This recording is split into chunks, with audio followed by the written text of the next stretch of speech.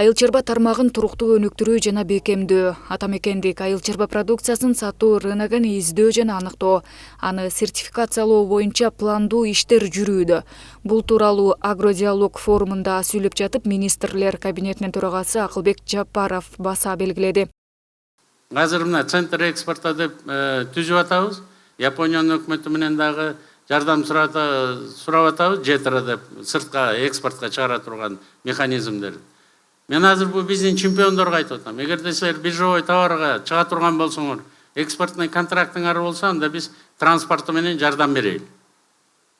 Абдан көп акча кетип калат экен деп атат Бакыт Эргешев. Мен айттым, жок дегенде бир жагын алып барганына биз жардам берели.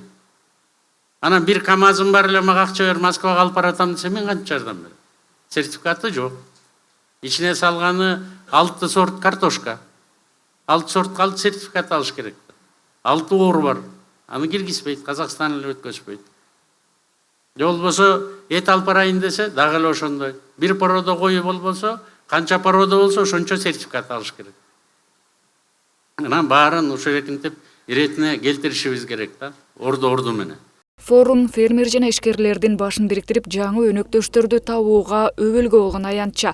Тагыраагы дыйкан фермерлер айыл чарба тармагынын алдыңкы ишкерлери менен таанышып, өз бизнесин өнүктүрүүгө жана продукциясын сыртка экспорттоого мүмкүнчүлүктөр тууралуу сүйлөшүп алышты. Биринчи күн биз атайын мал чарбаны өнүктүрүү боюнча, экинчи күнү болсо ошо өсүмдүктөрдү өстүрүү боюнча, үчүнчү болсо ошо бабанчылык, анан мөмө жемиштерди өстүрүү боюнча атайын секцияларга бөлдүк.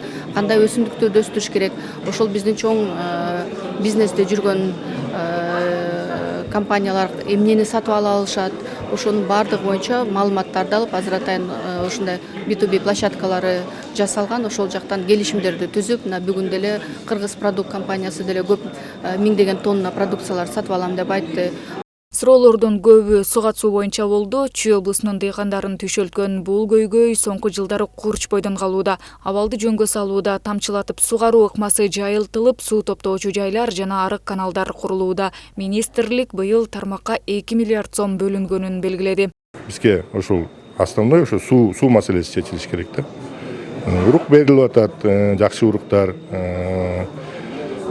кредиттер берилип атат, бирок бул суу болбоюнча биздин эмебиз өнүкпөйт да. Күн мурун башталган форумда суу ресурстары, айыл чарба жана кайра иштетүү өнөр жайы министрлигине 256 кайрылуу түшкөн. Алардын ичинен мал жана канаттуулар чарбасын өнүктүрүү, ошондой эле балык чарбасы жана аквакультура, органикалык продукцияны өнүктүрүү басымдуулук кылат. Белгилей кетсек, иш-чара эртең 28 февралда да уланат, ал эми 29 февралдан 2 мартка чейин Ош шаарында өтөт. Нурайым Бейшеналиева, Улук Азизбеков, УТРК Чүй.